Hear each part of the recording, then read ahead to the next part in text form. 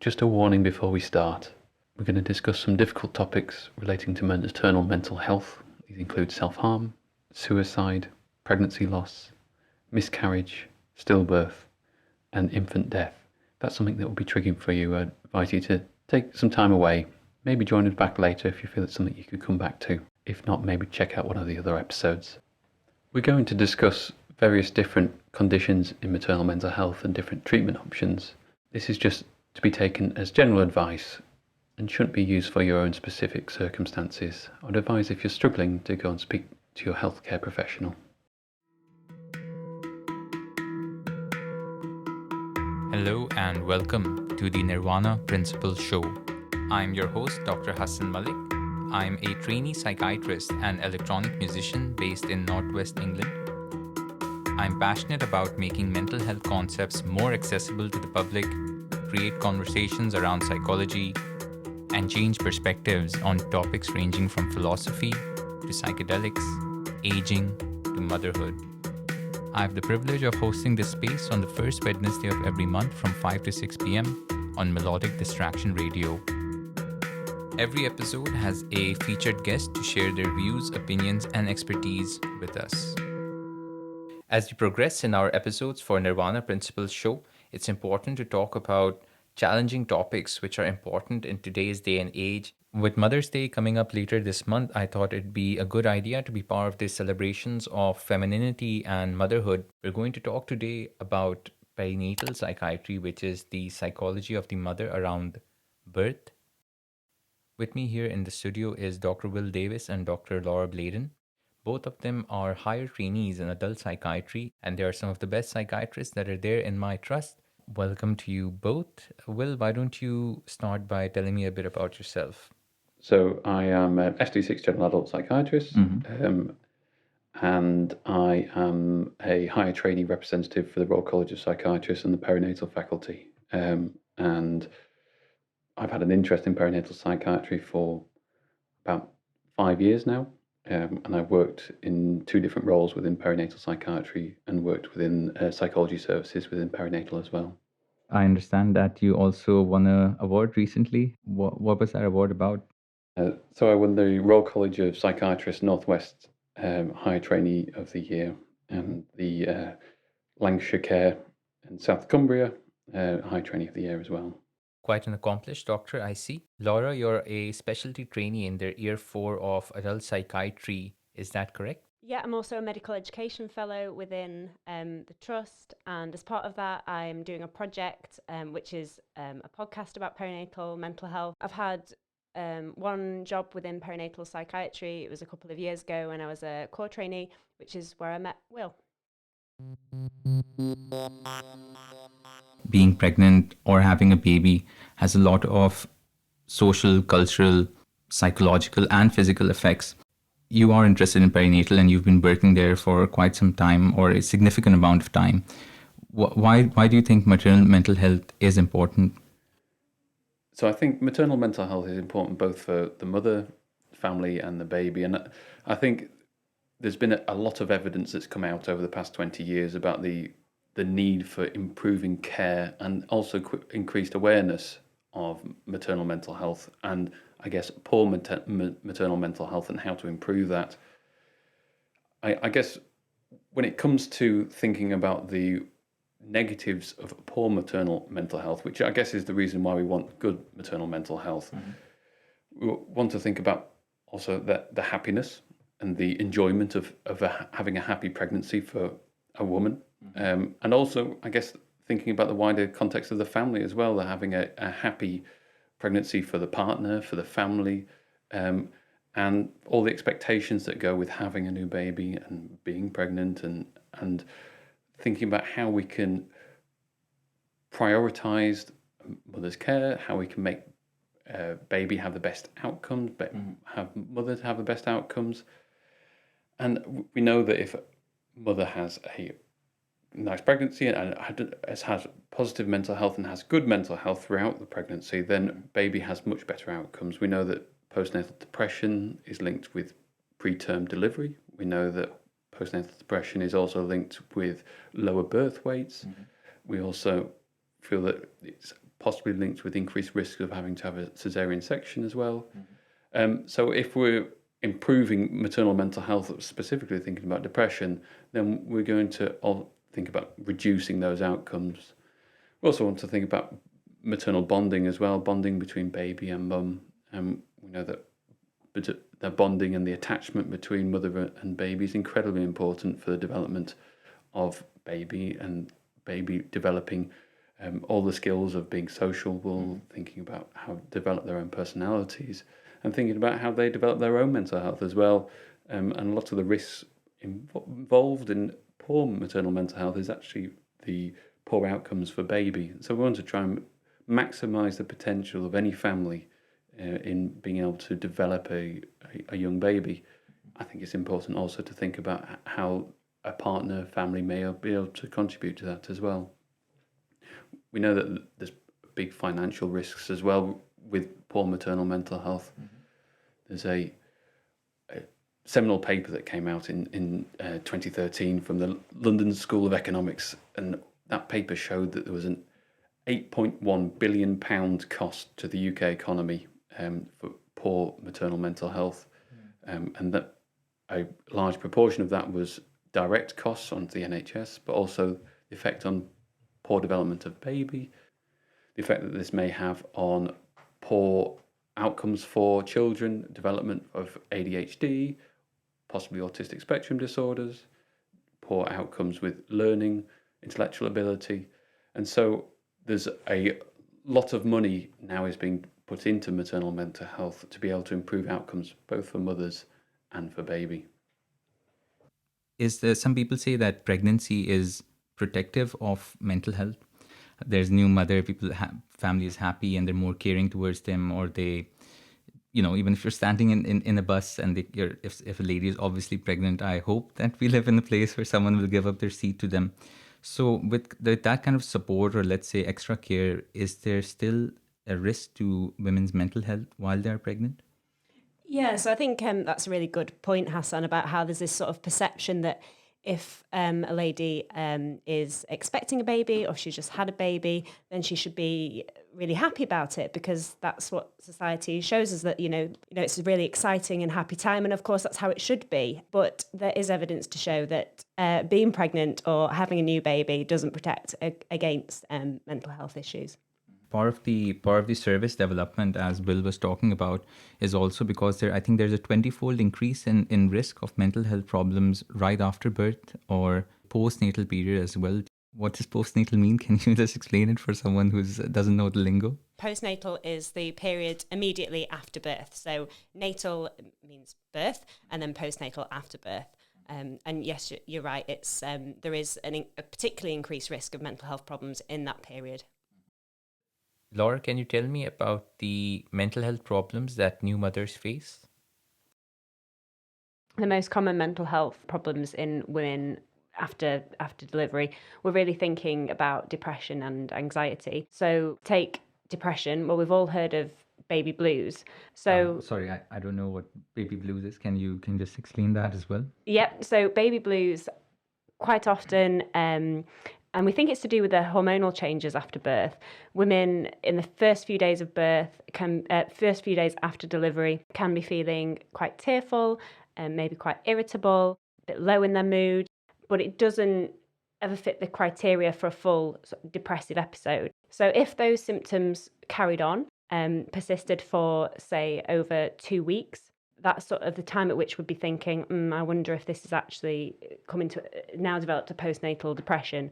And the kind of symptoms we'd be thinking about for postnatal depression would be, again, so low mood, also feeling really tired all the time, and also not really getting enjoyment from things anymore. So that could be not getting enjoyment from, normal daily activities such as watching television or whatever you enjoy doing, but also not being able to enjoy your baby and not being able to feel that attachment with your baby. I do understand that pregnancy is an experience. There's a lot of changes in your body. Wouldn't it be normal to have those kind of, tearfulness or feel a bit of sadness? So if a lady came to me and she described the symptoms that I've just described for baby blues, and it'd been going on for, say, a couple of days after delivery, I'd be reassuring her and telling her that's okay, that's quite normal. That's because all your hormones are up in the air. You're probably not sleeping very well. You've just gone through a major life event. But if these symptoms persisted for more than a couple of weeks, then I'd be thinking again. We would be thinking about postpartum depression then. So post again being after, partum being parity, or partum, that's birth. So what are my options now? If I was feeling like that and I'd had a baby recently, I would be going to either chat to my GP, or I would be speaking to my health visitor, hopefully have a good relationship with them and be able to open up to them, or midwife as well. So there's lots of people surrounding the new mum that really want to hear about this. Will, is there anything particularly different about postpartum depression from, what should I say, regular vanilla depression? I think the main difference can be, number one, the services that you can access. How the disease and how the illness progresses is that it can have an effect on you and baby. It can affect that bond that you can have with baby. And some of the symptoms are related to baby as well, because that relationship is there and developing. And you can find that mothers with postnatal depression can experience thoughts of being a bad mother, hopelessness about the future around the relationship with baby. It can be related to feeding and sleeping. And so quite a lot of the symptoms can be related to baby, and particularly when there's some anxiety as well there. It might be that baby's not doing well, growing well. And so these are things when I'm seeing women with postnatal depression, I'll be asking about that will be very different. I wouldn't be asking about if I was just seeing someone else outside of that period with depression.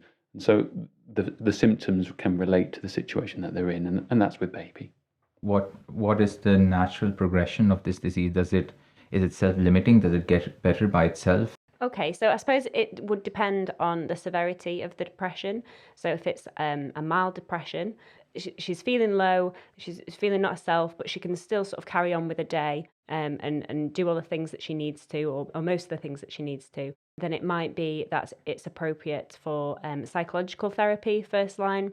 So there are various psychological options, and she can be referred to her local IAPS team, is what they're called. It stands for Improving Access to Psychological Therapies, and there's various therapies available. If it's more of a moderate or severe depression, it might be appropriate to consider treatment with antidepressants as well as psychological therapy as well, but also to think about how we can support the lady more broadly.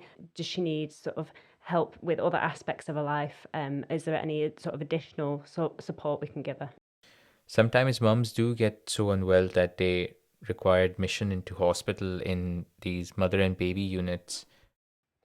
Yeah, so the mother and baby unit, the idea is to keep mother and baby together, the clue's in the name, and that's really important to sort of foster the bond between them. We've talked a lot about the importance of the relationship between mother and baby, and the alternative to that could be that mother would be admitted to a general adult female ward. Will, can you explain why we need admission, or why a lady would need to come into a mother and baby unit if it is something which can be treated with antidepressants or talking therapy? When we get into the more severe end of depression, we start to associate, and people might start to have dark thoughts, worrying thoughts, and these thoughts could be about wanting to hurt themselves, might be wanting to end their own life, and sometimes people might have dark thoughts relating to baby as well, thinking about thoughts about harming baby or ending baby's life as well. And these are really scary, worrying thoughts. And these are obviously the very rare end of it. And this is when obviously you need skilled professionals who are used to asking these questions. And if this is the case, if we're worried about the safety of someone, that's when we can start to think about using a mother and baby unit. And these are wonderful wards. These are very different to any other psychiatric ward people might be aware of. And these are where mothers and babies can go and be treated. And they're safe places. And once a woman has been treated for their depression using antidepressants, or maybe using other methods, psychological methods, or using other social things that we said, support, then people can be supported in the community. But it is making sure that we're assessing women at that time and making sure that we're managing those risks. And that's what they're there for.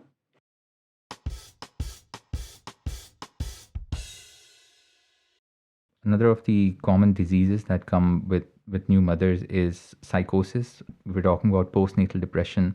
Can we talk about postnatal psychosis as well and what that means? Postnatal psychosis, or puerperal psychosis as it's otherwise known, it's the same thing, is a very severe disorder. It's something that can just come out of the blue. It could be the first time that mother has presented to mental health services, but you do find that it runs in families. So there's a genetic link to there. You also find that if people have a disorder called bipolar affective disorder, they're much more likely to have postpartum psychosis as well. And it's a disorder that usually crops up in the first weeks to month of after delivery. It's not something that happens during pregnancy, it's after delivery.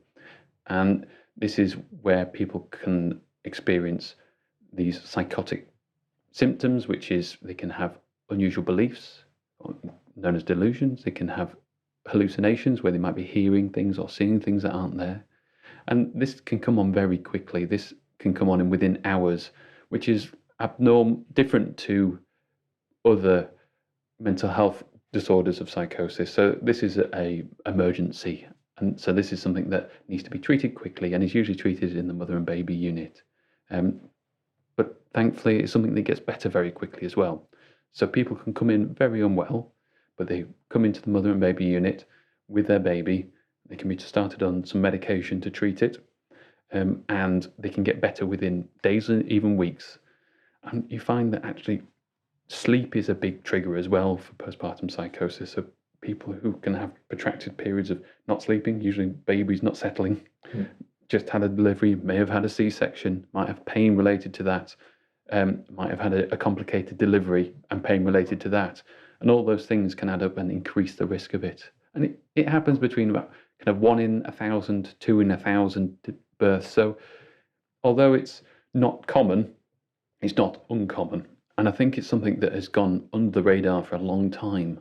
And more recently, there's a lot more press about it and a lot more acceptance and knowledge about it in the general public. But I think still people don't recognise it. And it can be one of those things where it just crops out of the blue and it's first presentation. And I think people can feel very stigmatised by it if they've had it before. But it is one of those diseases, one of those disorders that we can treat. And it is one of those things that does get better very quickly. I think it's a very important disorder within perinatal psychiatry.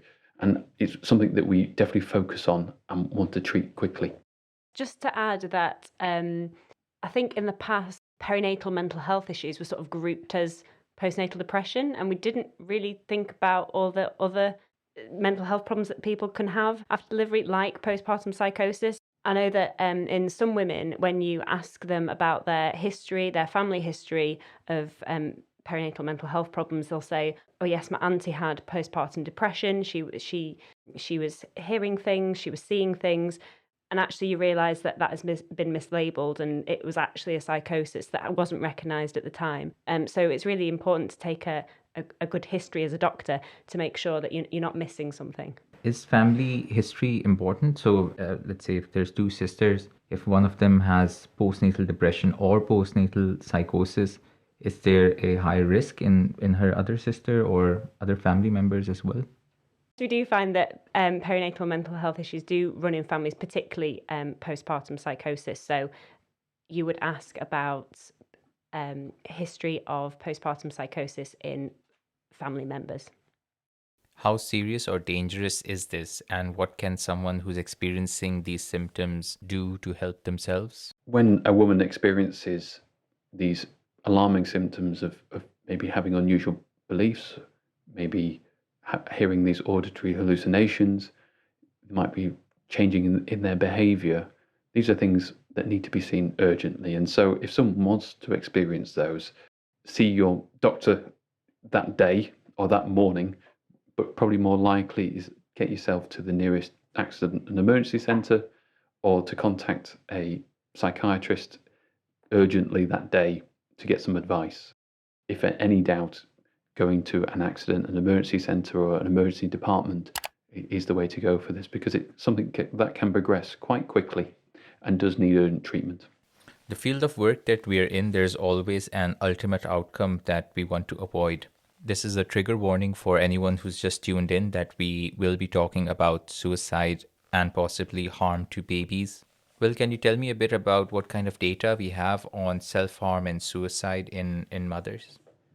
Yeah, I think obviously talking about suicide, particularly in people who it's a brand new symptom, having these thoughts about wanting to harm themselves, might not know the words to be able to speak about how they're feeling, about if they're having thoughts about wanting to harm themselves, ending their life or harming baby. And so people might bottle those thoughts up, not want to speak to their partner about it, might not want to speak to health professionals about it.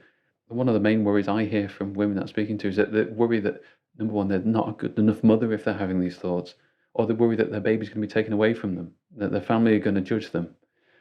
But this is part of a disorder. This is a common symptom of the disorder, unfortunately, and really useful information for any health professional to know, because that just gives us a little bit of information about how severe the disorder is. And knowing that allows us to act quicker and puts our ears up and says, okay, we need to get in and get treatment soon.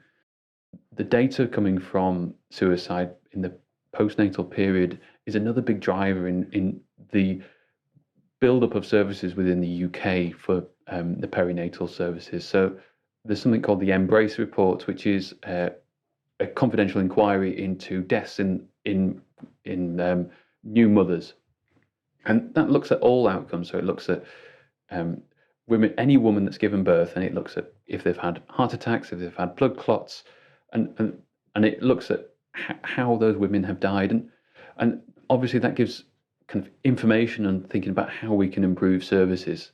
Now, if you look at that data and you look at after 6 weeks, after baby's born, up to 1 year, the main cause of death in any new mother between 6 weeks after delivery and 1 year is a psychiatric cause. So that's a massive thing. That just shows that kind of cancers, blood clots, heart attacks, all those things are a lot less risky than actually a psychiatric cause. And one of those outcomes is suicide. And some of the other outcomes are drug-related deaths.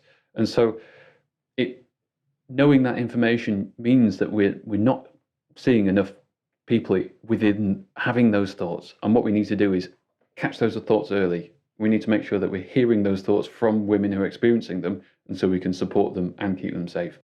And so I think that's a big part of us wanting to improve women's mental health in the postnatal period is we want to hear about it, because if we don't hear about it, we can't do anything about it.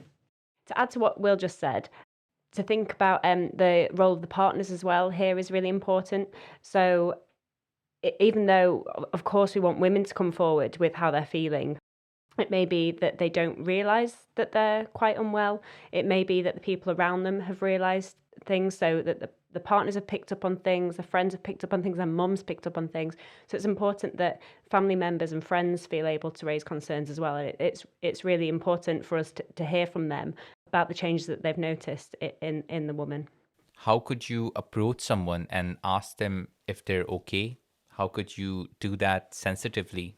I think just offering that open space. I think offering that open space for a discussion, because you have a new baby, you're living with partner, it's going to be a very stressful environment, and you're probably not going to be sleeping that much. You're probably going to have lots of family members or people around coming to see you, and there's going to be a lot of stress. And I think you can probably get caught up in that treadmill of just getting through the day, making sure you got baby clean, doing nappies, get to bed, getting the feeds done. And I think actually taking the time for your partner and saying, how are you getting on? I'm a bit worried. Or how have you been feeling?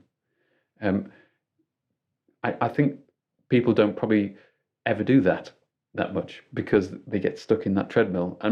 But I think that's a really powerful thing, to be able to have a sit down and be able to speak to your partner openly and honestly and just say, how are you getting on? during my rotation in perinatal psychiatry, I had heard about, even as a health professional, I had heard about postnatal depression and postnatal psychosis. But I was quite surprised that there was a lot of mothers who had intrusive thoughts, or that OCD, obsessive compulsive disorder, was also a strong theme, or a strong comorbid, as we call it. Laura, can you tell me what that is? What were these? What do we mean by intrusive thoughts, and how does OCD play into new mothers?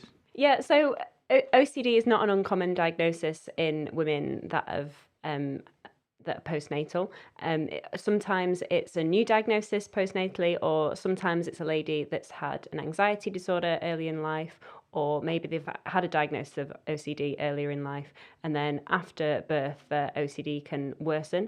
And when you ask me about intrusive thoughts, so these are thoughts that are the woman's own thoughts, and she tries to resist them, but they keep popping back into her head, and they're really, really distressing.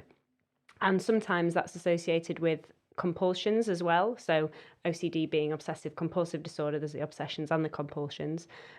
Classically, people may think of hand washing is what most people come to when they think about compulsions associated with OCD. But compulsions can also be a little bit less sort of visible. So sometimes compulsions can actually be compulsive thoughts or avoidance, and it can manifest in various ways. Let's say the classic example in Hollywood and things like that is someone who's having the thought that I'm dirty, or my hands are dirty, or germophobia, which feeds into that compulsion of hand wash. What kind of intrusive thoughts would new moms have, and what kind of compulsions would they have? Do you have any examples to share? Again, wide ranging. It can be to do with concerns about germs, or maybe worries that they've cheated on their partner even, or worries about the baby, that the baby's unwell or the baby's infected in some way. So the compulsions, the rituals that they carry out, which may act on their obsessive thoughts, may involve the baby as well, and that's why it's significant in the postnatal period. So we can talk about hand washing. So it might not be that the mum's just washing her hands; she may also be bathing the baby several times a day, and then causing skin problems in the baby. I think I agree with your point that it's something that not many people know about, and I think that again makes it quite difficult to assess. I think people do miss it. I think it's something that goes under the radar quite a lot. People just accept it as the way that things are, and that it's not something that can be treated or helped. And I think part of that is because they sometimes can be really distressing. These thoughts, it can be, and not an uncommon for me to see is sexualized thoughts relating to baby. So people can think that they're sexually abusing baby, that they're a paedophile. And that can affect how, obviously, if you're having that thought, obviously they're not a paedophile, they're not having these thoughts, but this is an intrusive thought that's coming to their head that they don't like, that so goes against their values and what they want to do. And that can affect nappy changing, bathing. And obviously, if you're having that thought, you're not be able to change baby's nappy if you think that you're sexually assaulting your baby.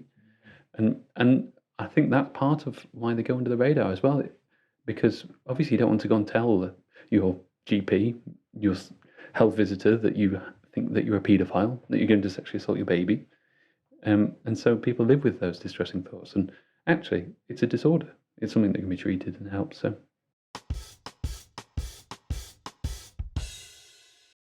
This is a trigger warning for anyone who's just tuned in that we will be talking about harm to babies. Will, I wanted to talk about infanticide and harm to babies. Does it happen? How common is it? And what can we do to help? I think it is incredibly rare to start off with. It is very rare. I would say that women having thoughts about wanting to harm their baby is less rare. And that's a different thing. So women wanting to have thoughts to harm their baby can be part of some of the mental health disorders, and that's part of the disorder. Infanticide is when a woman will harm their baby and then the baby dies. And it is something that is incredibly sad and luckily incredibly rare, and is usually part of a very severe depressive episode. and is commonly part of something where the mother may also take their life at the same time. And so, again, awareness of this from a health professional point of view is important, because we need to be asking those questions about, are you having any thoughts about wanting to harm baby? And I think, although it's incredibly rare, I think it's useful for people to know that the reason why we're asking those questions is because obviously there is this horrible, horrible thing that could happen, and we know that can happen very rarely, and so we just need to check. So if you're a mother and someone is asking you these questions, they're doing it for a purpose rather than just being horrible. And I think that's probably an important thing to know. We're going to be talking about emotive topics such as self-harm, stillbirth, and infant death. These topics may be triggering for you, and if you're feeling distressed, I'd encourage you to take a step away. Like we were talking about before the recording, that I do have friends and loved ones who their partners miscarried, or they themselves had a miscarriage, or they carried the baby till term, and then unfortunately the birth wasn't successful. There was a stillbirth.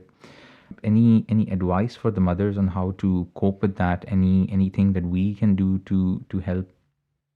Yeah, so miscarriage and stillbirth, obviously tragic and devastating events. And I think it's really difficult to advise anybody about how to approach that, especially if you're a mum that's just lost their baby. But from our side, from friends, family, healthcare professionals, I think it's really important that we give that lady the time and listen, and we're very careful about what we say.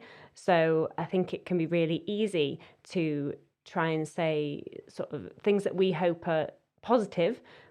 Sometimes you might hear people say, oh, well, you can have another baby.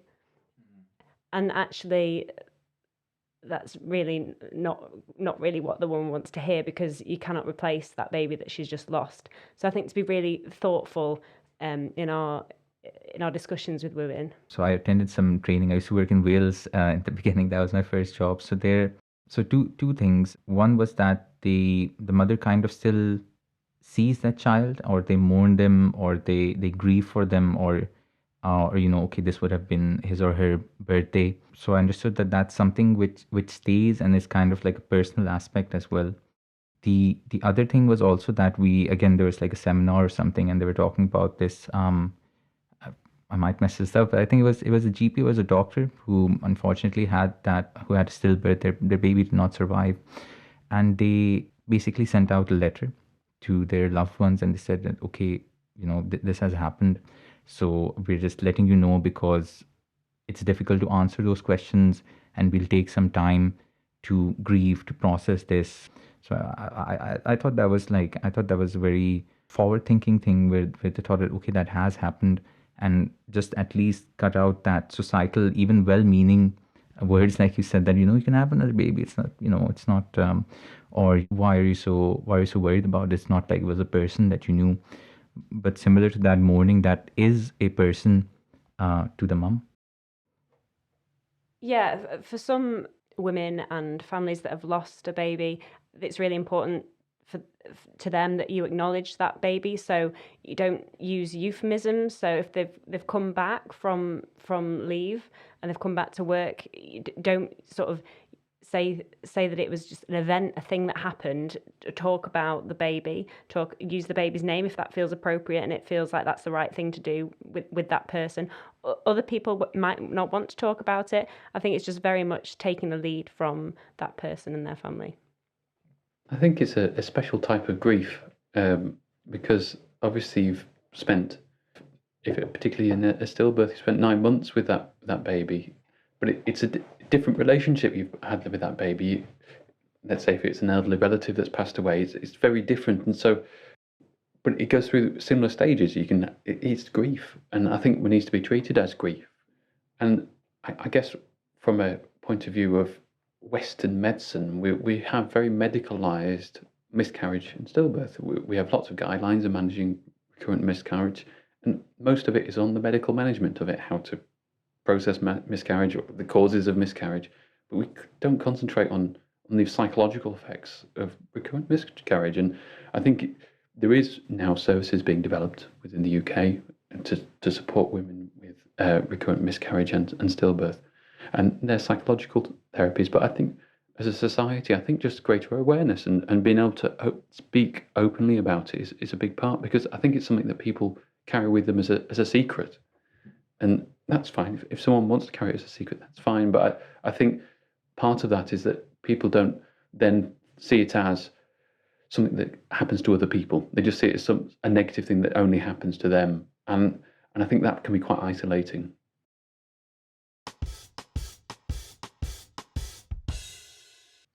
So new mothers by doctors generally are always advised that breastfeeding is a good thing for their child's development, brain development in particular. What about the emotional or psychological aspect of it? Is breastfeeding important in the mental well-being of the child and the mother? It is an important aspect, and I think there's a lot of societal influence into wanting to breastfeed, and there's a lot of positives for breastfeeding as well. Obviously, we've talked about the physical improvements on baby's immune system and development of baby, and we want to try and promote all women to try and breastfeed if they can. But I think those societal pressures of everyone thinking that you should breastfeed can have negative implications sometimes. So sometimes women can't breastfeed for whatever reason that might be. It might be that baby's not latching on, it might be that they're not producing milk, and that's okay. And I think not breastfeeding, if they're wanting to breastfeed, can have a negative impact on how they see themselves. It might have a negative impact on how they see themselves as a mother. People might say that I'm not a good mother because I can't breastfeed. And obviously that's going to have a spiraling impact on how they see themselves, how they see their relationship with baby. Am I not able to look after my baby properly because I can't breastfeed? And I guess that can affect bond between baby.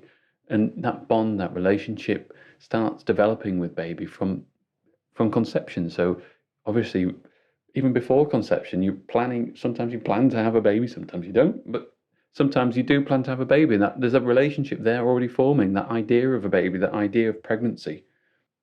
During pregnancy, you can develop a bond with baby, but understandably this comes at different rates for different people. And sometimes this comes early on, sometimes it comes later on. And understandably, sometimes people have difficulty with bond with baby.